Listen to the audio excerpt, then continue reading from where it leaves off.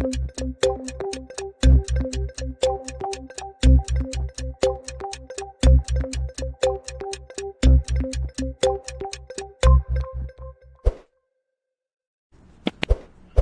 dia a todo mundo aí, olá pessoal, muito prazer aqui. Olha que lugar especial, gente, é diferente, a gente não está no Palácio da Alvorada, né, que normalmente o programa a gente grava lá, em Brasília, é claro, mas o presidente Lula viaja bastante, estamos aqui para a reunião do Mercosul, do lado argentino da Cataratas do Iguaçu, né, que eu acho um dos lugares mais espetaculares em termos de natureza do mundo, né, nem no Brasil só e Argentina, quer dizer, o senhor se lembra a primeira vez que o senhor viu as cataratas, o impacto que teve para o senhor, assim, em termos de... Cara, que natureza incrível, Não, eu acho que não tem nada igual às cataratas do Iguaçu. Acho que não tem nada igual.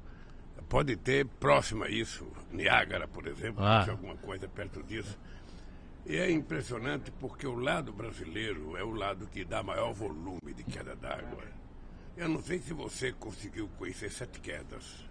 Não cheguei a ver. Sete Quedas era uma coisa extraordinária que foi coberto pelo lago. Sim. Se fosse hoje não se conseguiria cobrir não se faria. Sete Quedas, mas em 74 eles conseguiram fazer o lago cobrir Sete Quedas, que era um negócio extraordinariamente bonito. Uhum.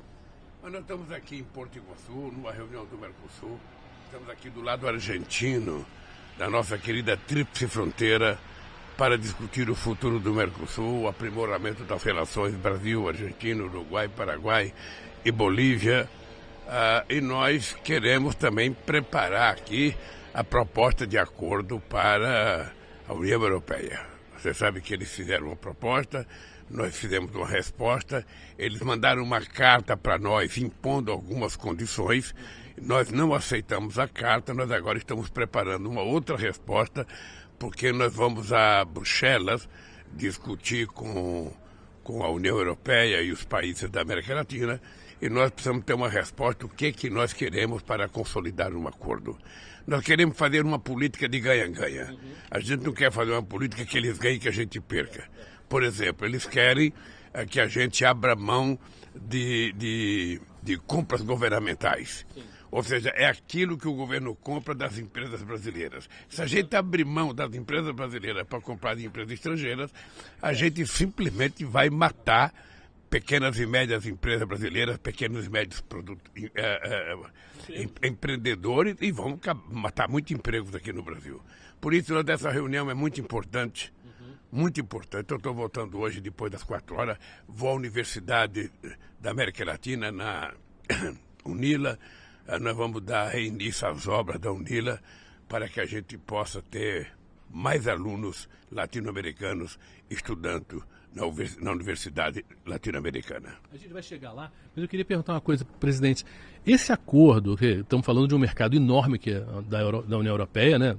E mais todo o mercado da América do Sul, do lado do Mercosul, o que eles estavam querendo eram umas exigências assim ligadas a meio ambiente, né? E a gente está aqui num lugar que talvez simbolize muito o meio ambiente.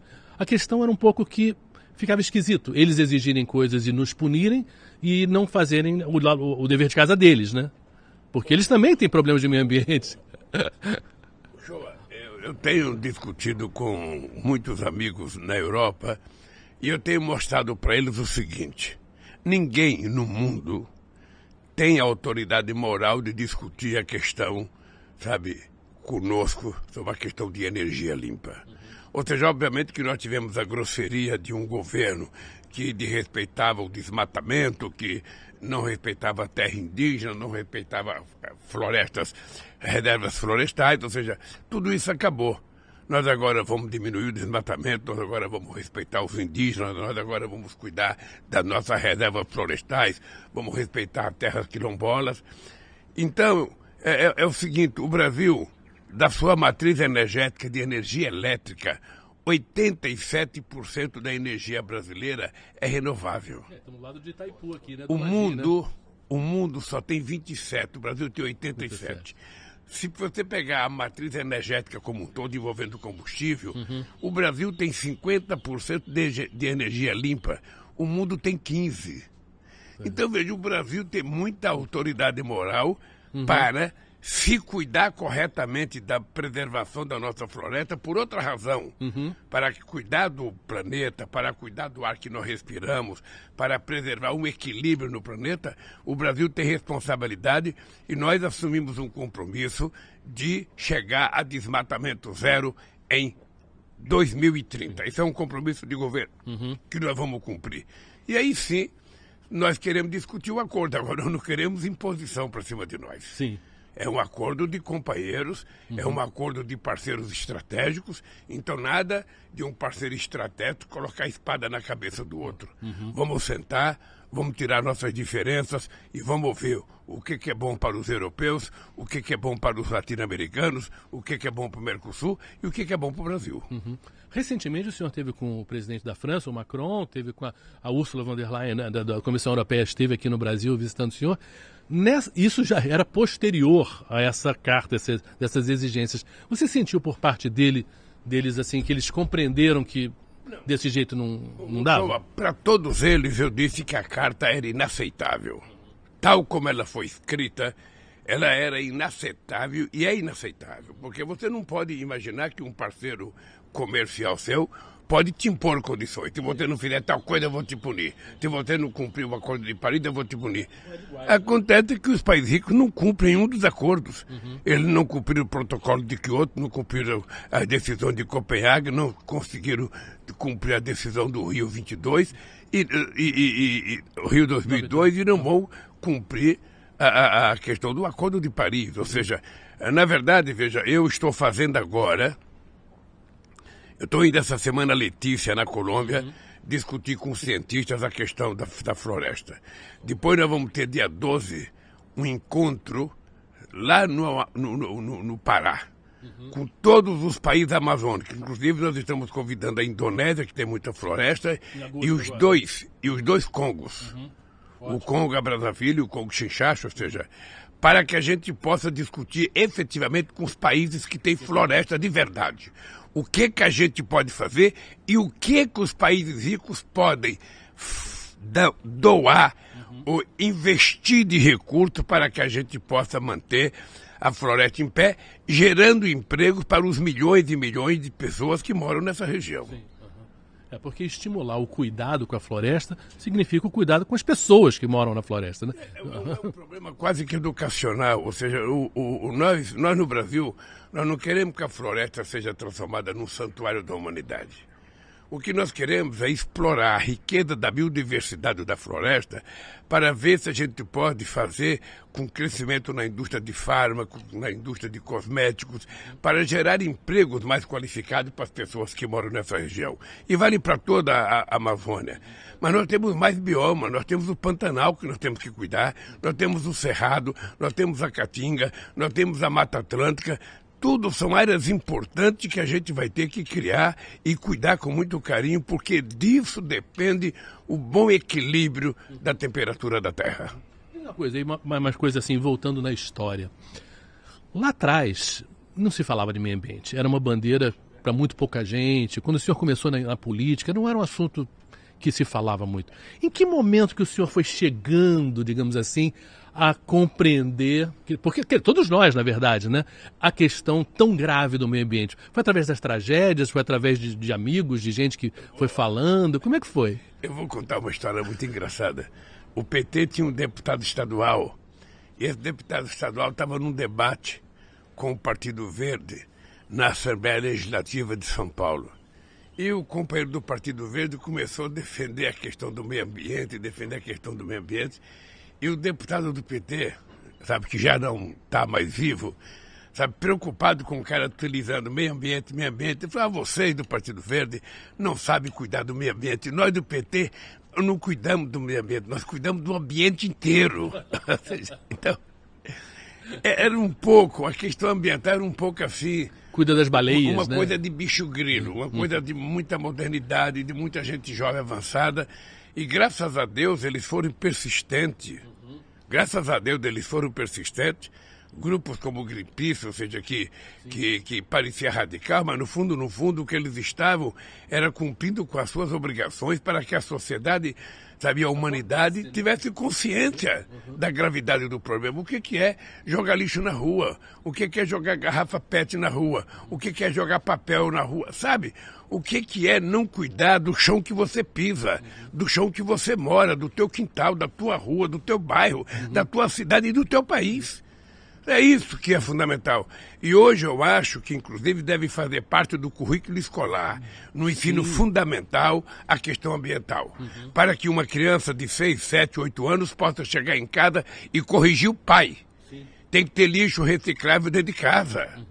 As pessoas precisam aprender que nós estaremos cuidando de nós mesmos. Quando você vê uma enchente num lugar pobre, você vai ver a quantidade de lixo que está jogado naquele rio. Então é importante que o poder público cumpra com a sua função, colocando, sabe, carros e caminhões para recolher o lixo e que as pessoas sejam educadas a não permitir que o lixo que ele produz seja o algoz dele, porque na verdade é o algoz dele. Muitas doenças vêm do lixo. E se ele não cuida direito, ele pode ser vítima dessa doença. Então eu acho que é um problema de legislação, um problema de atuação do poder público, mas sobretudo um problema de educação da sociedade. Vamos cuidar de nós mesmos, porque nós não podemos continuar sendo o único animal do planeta que se autodestrói.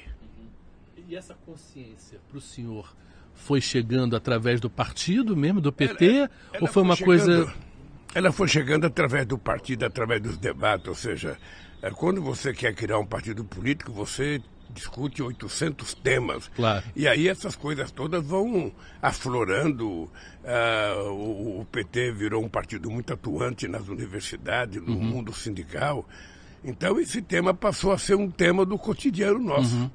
E hoje o PT é um partido que tem essa questão do clima como uma das suas prioridades. Sabe? Porque o Brasil, não só pela quantidade de floresta que tem, pela sua capacidade de produção agrícola, nós temos que teimar e ter uma produção agrícola de baixo carbono. É rentável, não é para o presidente Lula, é rentável para o produtor. É rentável para aquele que plantou, colheu e quer exportar. Porque isso agora passa a ser um valor agregado na relação comercial de Brasil com outros mundos. Então, eu penso que nós estamos evoluindo. Acho que o fato da gente ter, sabe, chegado à presidência da República, ter tirado aqueles malucos que destruíram o país, que achavam que tinha que invadir a Amazônia, que tinha que invadir o Pantanal, que tinha que fazer queimada, que tinha que fazer derrubada, essa gente toda está fora. Estão por aí ainda. Sim. Mas essa gente toda já não está mais no poder para continuar destruindo aquilo que eles tinham obrigação de preservar. O senhor falou em evolução e é interessante porque não só na área de meio ambiente eu acho que a gente tem que evoluir, e estamos evoluindo, mas o senhor ontem ele assinou 3 leis, né, que estão muito ligadas à questão da mulher, da proteção à mulher, do respeito à mulher, né? Que é a lei da equivalência salarial, né, que para o mesmo trabalho, homem e mulher tem que ganhar a mesma coisa. É uma obviedade, né, a lógica, mas até então isso nunca foi feito, né, e isso é importante. O senhor também passou uma outra coisa que é ligada à mulher, que é na área do esporte, né? Muitas atletas relutam em ter filhos, em engravidar, porque tem medo de perder o seu emprego, de não receberem salário. Quase, praticamente, né? Como se a gestação fosse uma doença. Sim, sim. Ora, veja que engraçado, um jogador machuca o joelho, ele chega a ficar 1 ano e meio sem jogar, e o clube paga o salário e não tem problema. Agora, por que com a mulher não pode ficar grávida e ficar em casa durante vários meses? Sim. Então isso foi aprovado também, é muito importante, a proteção da mulher esportista gestante. E foi aprovada uma outra coisa importante, que é a questão da lei do assédio. Né? Essa é uma proposta da OAB, dentro da OAB, ou seja, no mundo do direito nesse país. Sim. Achei muito importante a posição da OAB, muito corajosa. Eu dei os parabéns aos presidentes da OAB.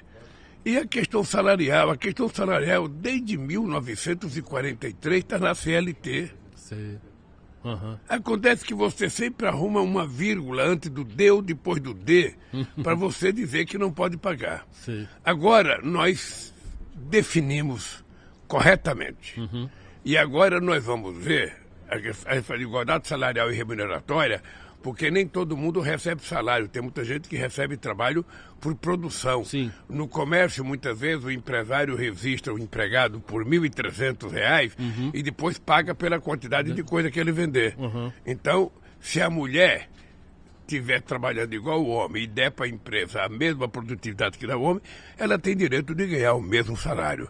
Eu acho que é uma coisa civilizatória. Sim. Ou seja, o Brasil está chegando à civilização plena na hora que ele vai permitindo a diminuição das desigualdades, que são muitas. Eu digo sempre, no Brasil nós temos desigualdade de tudo.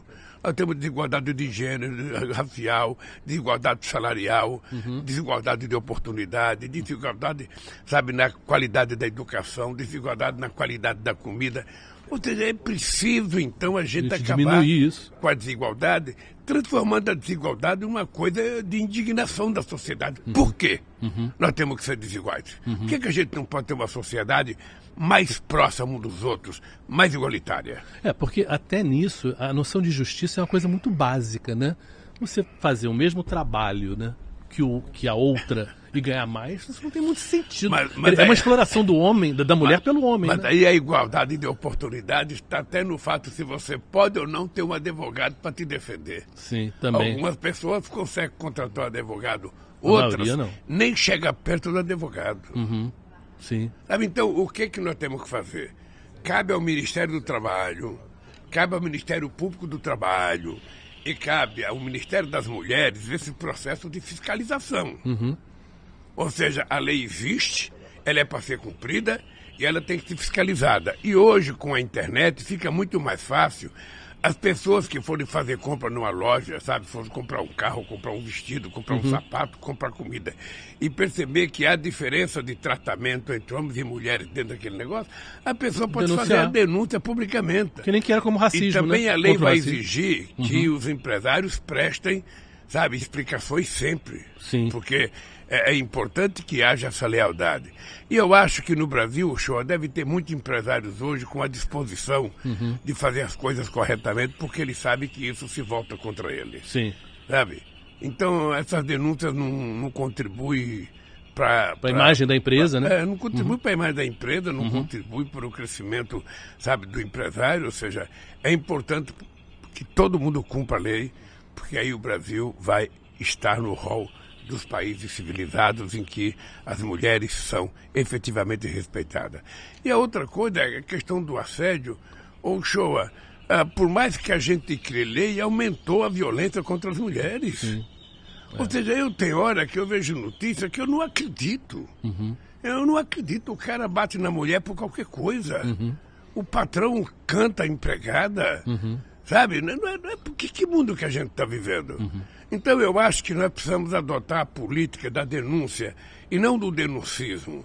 Da denúncia correta, da denúncia com prova, para que a gente possa investigar e punir quem está errando.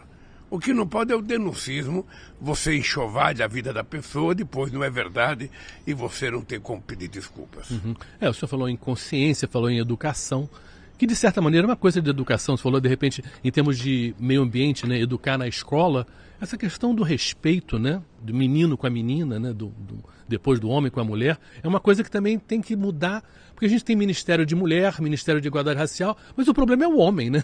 Tinha que ter um Ministério do Homem, de certa maneira, para ensinar o homem a se comportar melhor, né? Eu acho que, eu sinceramente, às vezes eu fico preocupado, sabe, tem um filme muito famoso chamado Assim Caminha a Humanidade. Eu fico me perguntando como é que está caminhando o futuro da humanidade. Porque nós estamos virando algoritmo. O ser humano está ficando muito individualista por causa das redes digitais. Ele está passando a maior parte do tempo dele conversando consigo mesmo. Ele está numa reunião, ele está no outro mundo. Ele convida a namorada para ir jantar e chega na mesa, ele tira o celular e ela tira o celular e cada um fica conversando com quem não está na mesa. Isso vai individualizando as pessoas, eu acho que vai tornando as pessoas com mais raiva, as pessoas ficam mais insuportáveis, as pessoas ficam mais exigentes, ou seja, as pessoas já não suportam alguém próximo dela. Sabe? De manhã no elevador a pessoa se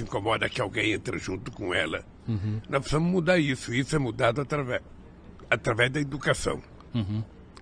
É por isso que eu acredito muito que, sabe, quanto mais a gente investir na educação, mais a gente vai poder ter uma sociedade mais fraterna, mais humanista.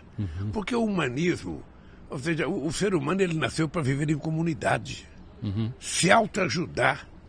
Sabe, eu sou do tempo em que eu trabalhava na Vilares, sabe? Quando chegava no sábado, a gente ia para casa de um companheiro e encher laje para ele. Sim. A gente ia cavar poço na casa de um companheiro e a gente fazia isso com o maior prazer. Sabe, no sábado ia na casa de um, no outro sábado ia na casa de outro. Se no sábado você fazia um poço na casa de um, no outro sábado ele enchia a laje para você, ou ia cavar um poço, ou ia fazer a parte elétrica. A sociedade ela tem que ser assim, fraterna, solidária, companheira, porque assim a gente é muito mais feliz, a gente vive muito melhor. Se a gente aprender a tratar o outro como parceiro e não como estranho. Ninguém precisa ser igual a você. Ninguém pode gostar das coisas que você gosta. O que a gente precisa é se adaptar a gostar e a compreender as pessoas como elas são. Ora, se a gente aprender a fazer isso, o mundo vai ser muito melhor. E isso me preocupa hoje, porque eu acho que o mundo está muito individualizado. Muito, muito, muito individualizado. Sim. Você sabe que no meu gabinete, na presidência, ninguém entra com telefone celular. Sei. Porque o cara marca uma audiência com o pra... presidente e daqui a pouco o cara está lá, o presidente sentado e o cara no celular, conversando com um cara que ele não marcou audiência. Sabe? Então, no meu gabinete não entra com celular. O celular fica na portaria e em nenhuma reunião eu permito celular. Nenhuma reunião. E o senhor, de certa maneira, conseguiu uma coisa importante. O senhor, mais ou menos, evita o uso do celular na tua vida, pelo menos na proporção que a maioria usa, né? Quer dizer, que fica essa coisa do olhar o tempo todo, acorda de manhã já olhar o celular. Quer dizer, celular é um veneno, tem um lado, né? Graças a Deus. Graças a Deus.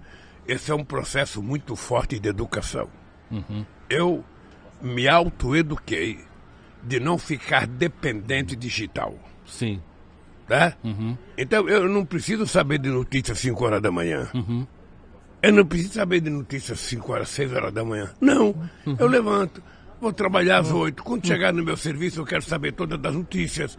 Se eu tiver que ligar alguém, eu ligo para alguém no horário de serviço. Quando eu saio de casa às 8 horas, eu também não quero telefonema. Sim. Se não tiver algo muito grave, não precisa me ligar. Ah, ô Lula, vai sair uma matéria em tal jornal atacando você, que saia. Eu não vou perder meu sono por causa daquela matéria. Ah, mas a revista tal vai publicar a matéria, que publique. Eu não vou perder meu sono. Eu não vou pegar o telefone e ligar para a empresa, que publique. Eu leio no dia seguinte. Então, eu era assim, ó. Eu saía de casa, dentro do carro eu não telefonava para ninguém. Eu só telefonava quando eu chegava no escritório.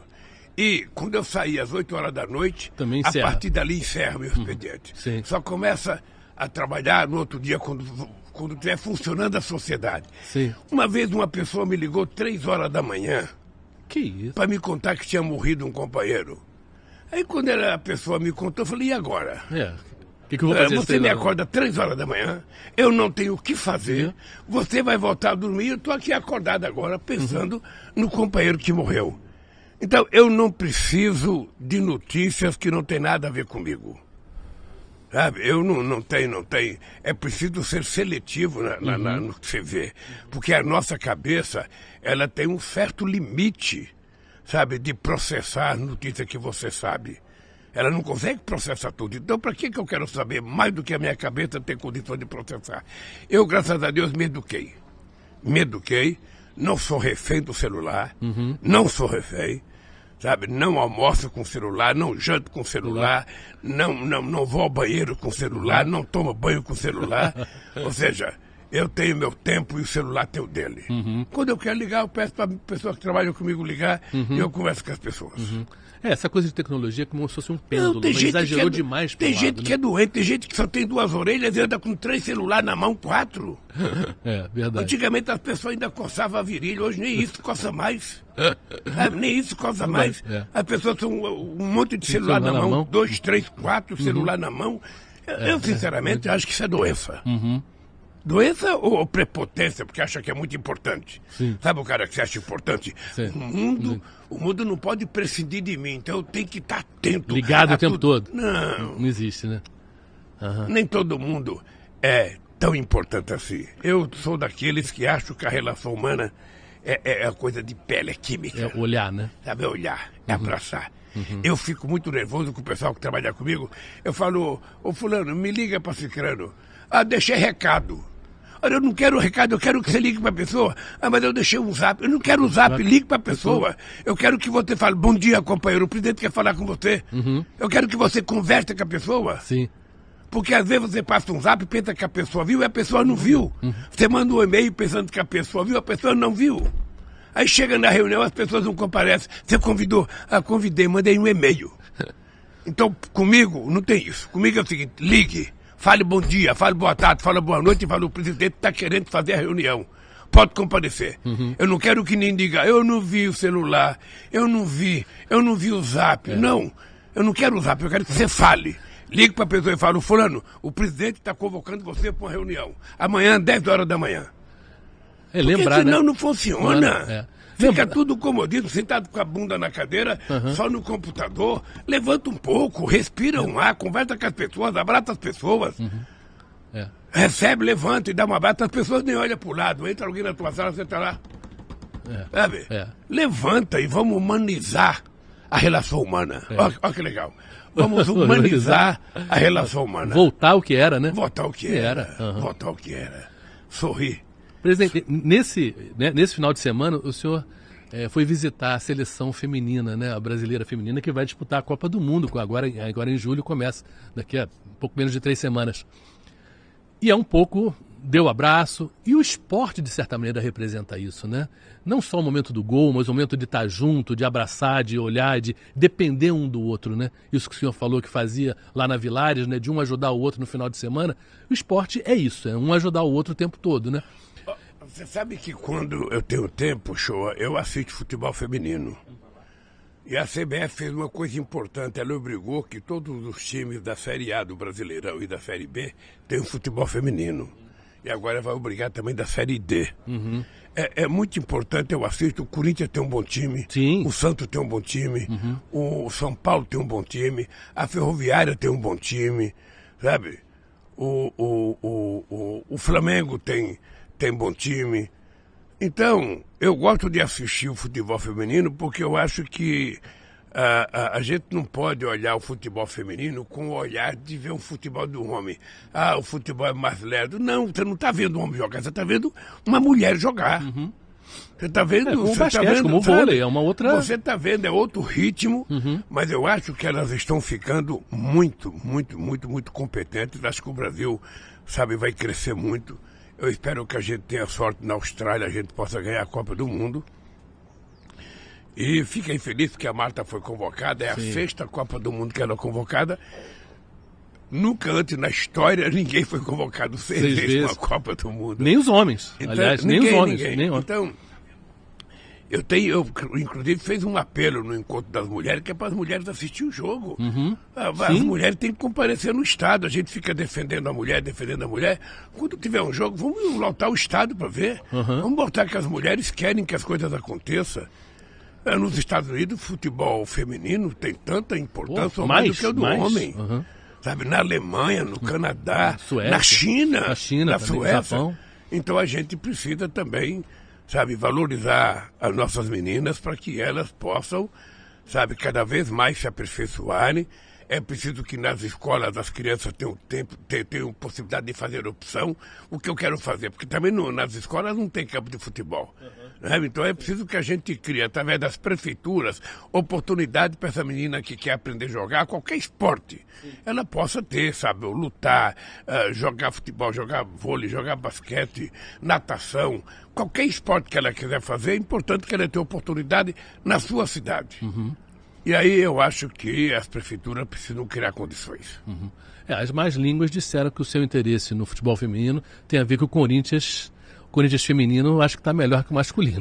Bem melhor, bem melhor. A verdade é essa, bem melhor. Eu às vezes acho que se o Corinthians colocasse as nossas meninas para jogar no time principal, acho que a gente poderia estar numa situação melhor no Campeonato Brasileiro. Não, o Corinthians está vendo. Eu sinceramente não consigo compreender como é que o Corinthians chegou aonde chegou. O Corinthians está no fundo do poço. Está no fundo do poço. É triste, sabe? É importante que a diretoria pense como é que vai levantar o time, porque o time está em 12º colocado. Ele está, na verdade... ele está em 14º, 15º, ele está a dois... na frente a do 2 pontos da zona de rebaixamento. Então, não é um Corinthians, é um time importante, ou seja, mas ele não está numa fase boa. Acho que não tem recursos para comprar jogador. Não sei se fizeram coisa errada, porque nós contratamos o Paulinho, o Willian e o Renato Augusto. Sabe, só o Renato Augusto está jogando, o Willian foi embora, o Paulinho vive machucado. Sabe, então nós demos azar. E é preciso, então, dar um jeito de renovar. Quando começa a renovar e o menino fica bom, já vendo o menino para pagar dívida, para comprar outro, agora mesmo o Corinthians vende 2 ou 3 jogadores da base. Sabe? Esse é um problema do Brasil. Eu estava conversando com o presidente da CBF.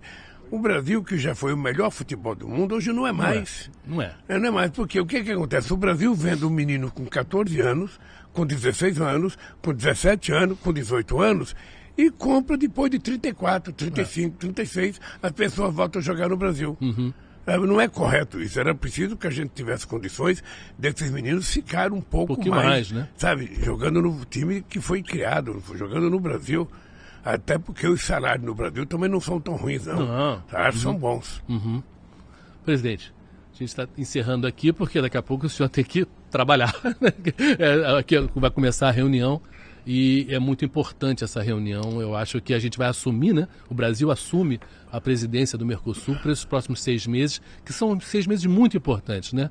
Que a gente vai depois pegar a presidência do G20 também, para organizar o G20, que ele tem um momento de confluência, né? A presidência dos BRICS. E dos BRICS também, quer dizer, é um momento em que muito trabalho, né? O senhor, primeiro eu quero te agradecer por ter falado de futebol. A gente só fala de política, então obrigado por ter falado de futebol. A segunda coisa é a seguinte, o Mercosul é uma coisa que foi criada pelo Sarney e pelo presidente Afonso, depois foi reforçada pelo presidente Collor, eu não sei se o Menem. O dado concreto é que o Mercosul é uma coisa muito importante para os países que fazem parte do Mercosul. Nós precisamos fortalecê-lo cada vez mais, nós precisamos criar cada vez mais condições das pessoas se sentirem bem participando do Mercosul. E eu quero fazer uma presidência exemplar, eu quero me dedicar para que nesses 6 meses a gente possa, inclusive, concluir o acordo com a União Europeia e começar a pensar em outras coisas. Sim. Não, maravilha, gente. Obrigado, pessoal. Quem está ouvindo pela rádio, quem aqui está acompanhando a gente pelos canais do YouTube, pela internet, quem vai ver em casa depois, enfim. E vamos encerrar, eu acho que aproveitando que a gente está num lugar tão espetacular, vamos mostrar as imagens que o Stucker fez das Cataratas do Iguaçu, que realmente é um patrimônio da humanidade, não só um patrimônio do Brasil, mas realmente o muçulmano vai à Meca, né? Porque tem que vir à Meca. E quem for brasileiro, quem for do mundo, deveria vir à Foz do Iguaçu, porque essas cataratas são uma das coisas mais incríveis da natureza. Quando a gente fala em preservar o meio ambiente, seria importante que as pessoas tivessem condições de vir visitar, sabe? Sim. As quedas do Iguaçu, para as pessoas saberem o que é beleza, sabe? Nos oferecida pela natureza. Enfim, natureza espetacular. Valeu, presidente. Obrigado pela conversa. Um abraço, semana que vem.